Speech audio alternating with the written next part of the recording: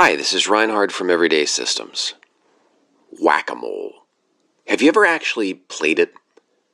The 1970s, I don't even know what to call it, arcade game with animatronic moles that pop up that you have to whack back down into their holes with a mallet? I'm not sure I have either. I have a visceral memory of it, but I'm not sure if that's just from seeing depictions of it in movies and on TV. I've definitely heard it as a metaphor, though, and I'm sure you have too, and it comes to mind often. Because strange as the actual physical thing is, this bizarre game with the animatronic moles, the idea of it seems to perfectly capture a certain universal human frustration. I think that's one reason, besides the intense nostalgia it induces, it's had a more robust life as a metaphor than as an actual game. You remember, I'm sure, whether vicariously or directly, its maddening appeal. The better you do at whacking these moles, the faster and more simultaneously they pop up. The better you do, the more hopeless it becomes. It's exciting and despair-inducing, somehow in perfect balance. On one level, it's like a machine invented by the devil to torture souls in hell. The myth of Sisyphus as an arcade game, that ancient Greek myth about the king condemned for his hubris in trying to cheat death by having to roll a boulder up a hill every day, only to have it roll right back down again, every day for eternity. His punishment being not pain, not hellfire, but futility, pointlessness. You may remember that famous philosophical essay by Albert Camus, which took Sisyphus and his fate as emblematic of the human condition, saying, that's not just punishment in the afterlife, that's life itself, how we're living right now. Absurdism is what he called this outlook. And, I humbly submit, just as the Greek myths tell us something about our real lives, so does whack-a-mole. Often, in life, the harder we try, the more complex and difficult our problems become. We seem to squash them here, but then immediately they pop up again, there and there and there. Some malevolent force seems to be responding to and routing around all our efforts to resist it. And as with the game, there is a part of us, that likes this dynamic, that is irresistibly drawn to it. We curse it, but we keep playing. Before I get too existentialist on you, let me bring it down to earth, to one of our more typical concerns on this podcast. Take diet. Any diet. Low carb, Weight Watchers, even no S. On one level, diet is just hard. Sometimes our willpower just straight up fails and we can't or don't do what we're supposed to. But more often, our willpower is sufficient to meet a direct challenge, to face down our appetite directly. A frontal assault. But then, our appetite gets sneaky. It finds corner cases, exceptions, excuses, and routes around our perhaps strong but gullible willpower. As you may recall from previous episodes of this podcast, I personify, or rather demonify, the appetite of part of myself as Demogorgon, the two-baboon-headed demon lord from the role-playing game Dungeons and Dragons. Demogorgon is like Freud's evil id with a late 70s vibe. So, in my version of Whack-a-Mole, instead of cute little mole heads popping up, I imagine I've got vile demon baboon heads, and twice as many of them. That's how crafty and resourceful my opponent is here. There is no rule, no multitude of rules that Demogorgon, my multifarious appetites, can't get around somehow. So it can seem, at least. Basic vanilla NoS already takes the Demogorgon whack-a-mole phenomenon into account to some degree. Any one of the three rules, no snacks, no sweets, no seconds, even by itself, might be sufficient to moderate your eating significantly. The problem is, your appetite will look for a way to compensate by rerouting excess from another direction. Fewer snacks leads to more seconds, fewer seconds to more sweets, etc. But by pressing down on all three at once, as NOS has you do, it's like you've got three mallets slamming down all at the same time. You'd think 3 mallets should be enough, even for a two-headed demon. But alas, 2 heads means 2 brains, and they are subtle and crafty. Almost always, when I violate the NOS diet, or glass ceiling, or one of my other systems, it's not because I flat out caved to some temptation and couldn't resist it, but it's because I've temporarily convinced myself that this time doesn't really count for some reason. Cleanup eating from my children's plates doesn't really count as a snack or a second.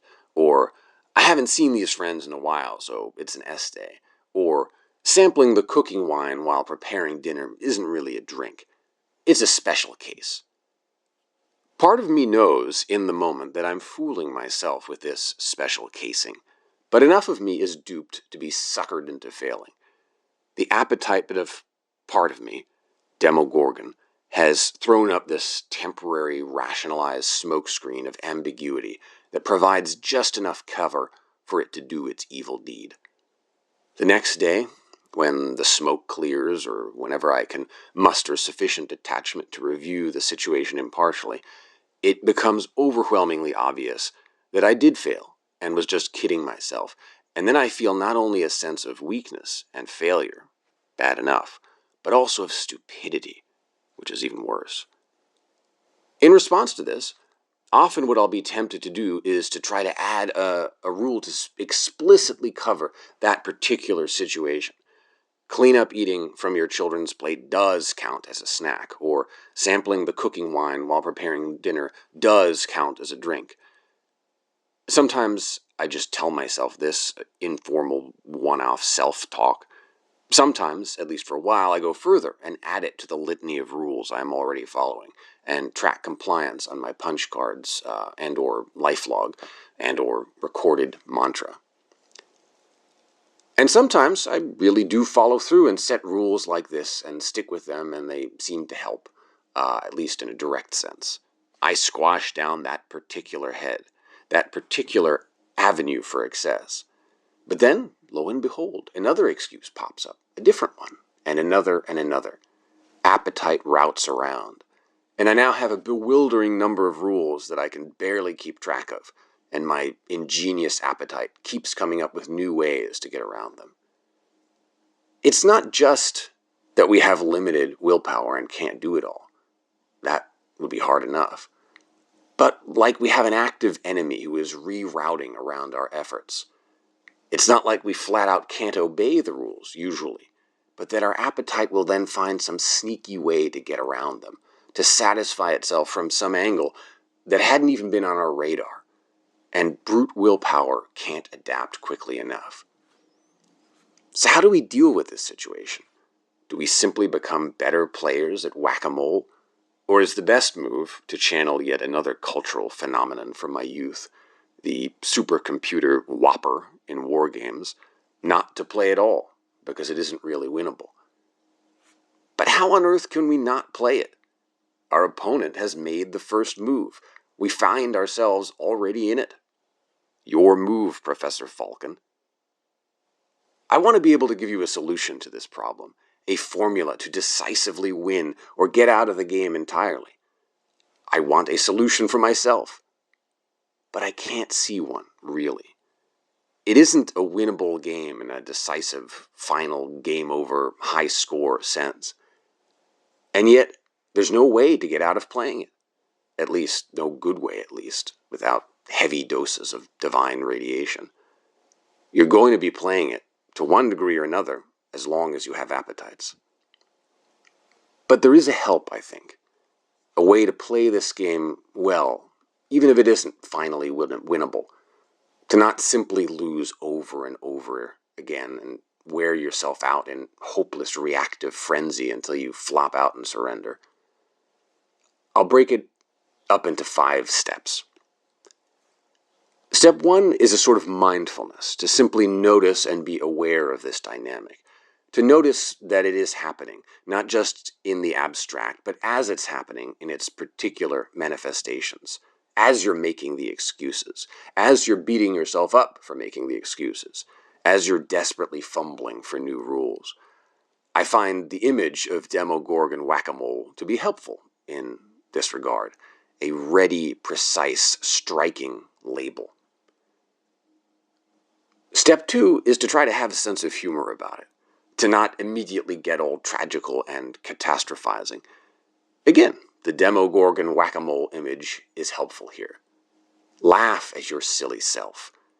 If the myth of Sisyphus is absurd in a philosophical sense, Demogorgon whack-a-mole is ridiculous in every sense. You should be rolling in the aisles, or at least smiling beneficently at yourself, at the antics you catch your silly self getting up to. Step 3 is to humbly, experimentally play the game, in the full knowledge that you are never going to achieve final victory. You are not a god, you have appetites, they are problematic, you have to deal with them somehow. They are not going to go away, no matter how well you do. So how do you play the game humbly, experimentally, and well? I mentioned already how the 3 basic restrictions in the no-S diet are a way of doing this, by pressing down on multiple inlets for appetite at once. The episode I did on good redundancy last year describes several more techniques that can be used to help identify and plug other personal inlets, and they're not limited to just food appetites. They can be applied to other habits, other struggles against Demogorgon you're working on as well. I don't want to repeat everything I said in that episode. I'll list quickly just a few. Mantrification is a way to ritually, repeatedly remind yourself to be on guard of particular common situations in which excess is creeping in, and in an evolving way. With recorded self-admonitions, you revise and replace as you grow in self-knowledge. A combination of personal punch cards and a lifelog spreadsheet can be used to track and squash specific, repeated reroutings, the specific situations in which Demogorgon keeps ambushing you. Keeping a journal, whether on paper or into a voice recorder or voice recorder app, audio didact, can help you notice novel behaviors and patterns and assess whether new interventions are working. Temporary food logging or other forms of excess logging can help for limited times. I found that even just the threat of food logging at certain weight thresholds, for example, since logging is unpleasant work, can be motivationally helpful. Look at the episode notes of this podcast for links to more detail on each of these techniques. In addition to all these general purpose, good redundancy techniques, and part of what they help you to do is to find targeted, supplemental rules to cover specific Demogorgon reroutings. There is a cost to this, of course. Every additional rule adds complexity. Every additional rule adds to your ongoing willpower and attention burden. But sometimes, at least for a while, they can be helpful. Let me give some specific examples. As I've mentioned before, I have more trouble with glass ceiling than with the no-S diet. And this is the area where I've done the most experimentation with adding rules. For the no-S diet, the built-in Demogorgon countermeasures of the 3 S's are sufficient for me.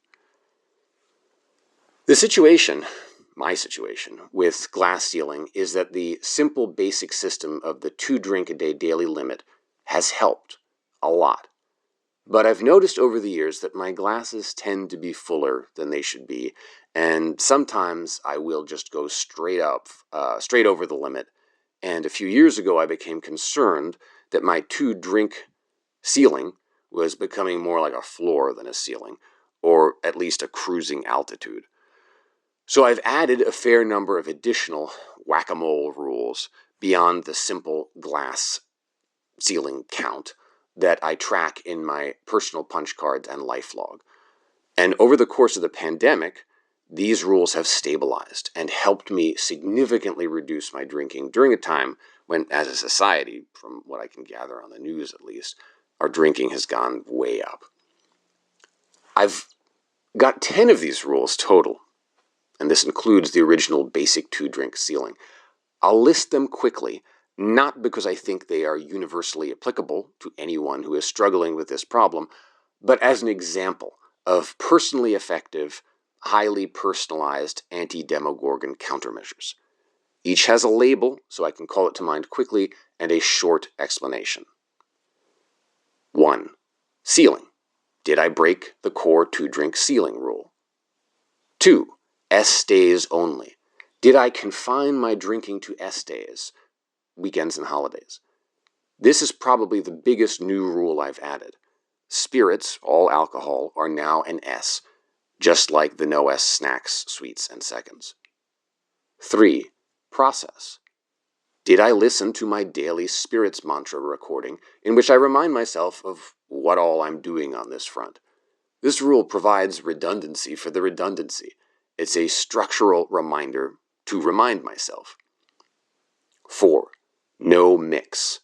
Did I mix alcohol with any other medications? I had a few bad experiences with this and need to be on the lookout. For me, this is perhaps the most important rule. 5. BS. Did I take any sips and tastes that Demogorgon is trying to whisper to me don't really count as drinks, say while cooking? 6. Size. Did I stick with normal-sized physical glasses? No giant wine goblets or Bavarian Mosskrugs. 7. No solo drinking. Not one solitary sip. Another human being must always be present. 8. Cascade. Did a glass ceiling failure lead to any other kind of failure? Say a no-S failure because I raided the fridge in a disinhibited state. 9. Notice. Did anyone seem to notice any impairment? Did anyone say anything? My wife has a great radar for this. 10. Performance. Being ruthlessly honest with myself, was there any impairment to be noticed? Some of these 10 rules are about preparation, pre-temptation, process. Some are about the thing itself, ceiling, size. Some are about context, no mix, solo.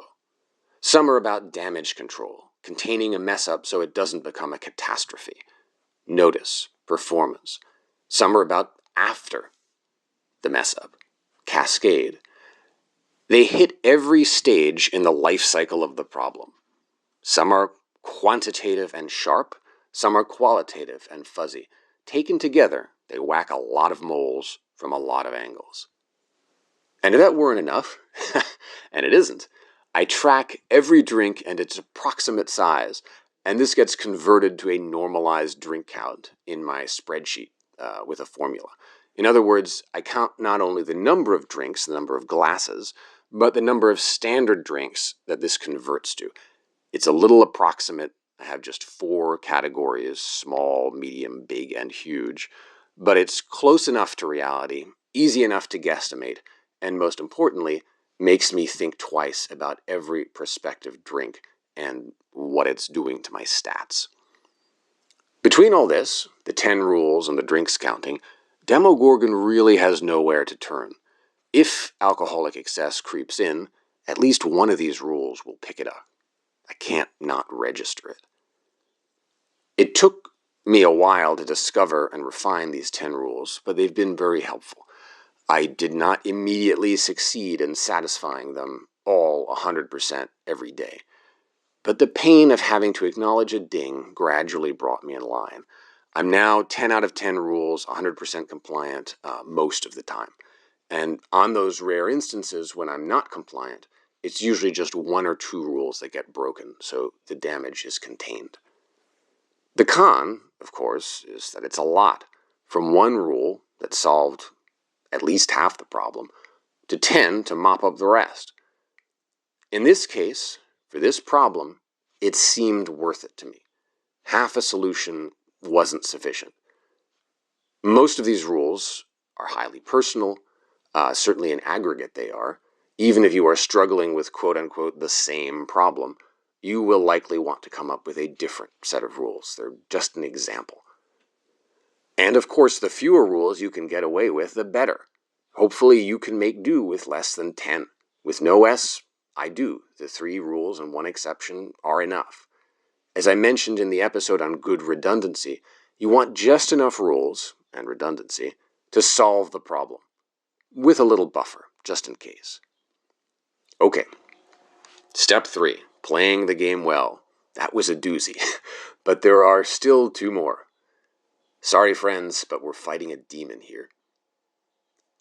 Step 4 is to realize that you cannot simply starve Demogorgon to death. No amount of step 3, no matter how comprehensive and perfect, will extinguish him completely. You need to throw him a bone every now and then to give him a legitimate outlet. If Demogorgon is the id, you can't simply repress the id 100%. It will force its way out somehow. So give it a controlled out, a legitimate out. No-S does this with the S-Day exception. Another way, the no-S diet has Demogorgon countermeasures built right in. My new S-Day only version of the glass ceiling provides a similar pressure valve. Also, during the week I pre-stock the fridge with non-alcoholic beer, which has gotten surprisingly okay in recent years, and kombucha, which I'm embarrassed at how much I like, and I pour into wine glasses as a champagne-y wine substitute. A friend of mine, who is less of a fan, calls it sauerkraut champagne. The feeling of a drink, the ritual of a drink, with some of the sense cues of a drink, can provide some of the pleasure of a drink, some appeasement to Demogorgon. The lizard brain part of me really is fooled to a degree. It thinks it's getting something and getting away with something. You can use Demogorgon's resourcefulness, his range of tastes, to your advantage here. Just as he will reroute around your attempts to repress him, to hit you from another unexpected angle, he can be satiated, distracted by concessions from a completely different angle. Having trouble with food? Distract him with a non-edible pleasure, or at least a non-caloric pleasure. Black coffee, gum, a guilty pleasure TV show, a walk outdoors, a gesture of, I was going to say self-care, but to stick with the metaphor, demon care. Step 5 is the step that occurred to me in an important way only recently. Self-help can be a lonely business. But remember, you're not the only person playing this game, playing Demogorgon whack-a-mole. It's the human condition, after all, like the myth of Sisyphus. You have company, plenty of company, potentially even partners. All the world, in some sense, is in the same boat as you. But if you can find a particular someone who is struggling with your particular issue, a friend, to talk to and check in about it, that can be transformative. And because you're helping them at the same time as they help you, you can begin to get beyond your narrow self-obsessiveness, to move into a generous concern for someone else. This movement away from yourself and toward someone else might be even more important than the problem you think you're trying to solve. It may, in some deep way, be connected to that problem. I sometimes think a kind of loneliness, a feeling of uselessness, may be at the root of a lot of our self-destructive behaviors. With step 5, you're no longer alone, and you're no longer useless. You're helping someone else. In a sense, step 5, finding a Demogorgon whack-a-mole partner, is a lot like step 5 in AA's famous 12 steps, the confession step. I like the AA step 5 rule so much that I'll quote it here verbatim. We must admit to God, to ourselves, and to another human being the exact nature of our wrong. To another human being is the part I really needed to hear. I wish I were more embarrassed at my bad behavior before God, or myself, my own sense of integrity. Sadly, I think both my faith and my self-esteem are a little too weak for either of those to be sufficient deterrents in themselves. Or maybe, as far as God goes, it's because I think He will forgive me anyway. That's His job, right? But I am powerfully motivated by knowing that I will have to fess up to another human being. I want to feel that person's approval when I'm good, and I dread their disappointment when I'm tempted to do bad. And of course, it's not an either-or. AA Step 5 says do all three. Higher power, yourself, and another human being. And I'm not going to try to improve upon that. Well, that's all I've got. It's a lot, but still, just 5 steps to AA's 12. Everyday problems aren't quite as severe as those being faced by full-on addicts. Systematic moderation is at least a little easier than systematic abstinence. I'll end with a quote from Albert Camus' book, The Myth of Sisyphus, that I think applies just as well to us players of Demogorgon whack-a-mole. The struggle itself is enough to fill a man's heart. One must imagine Sisyphus happy. It's a game, after all. May you find a way to enjoy it.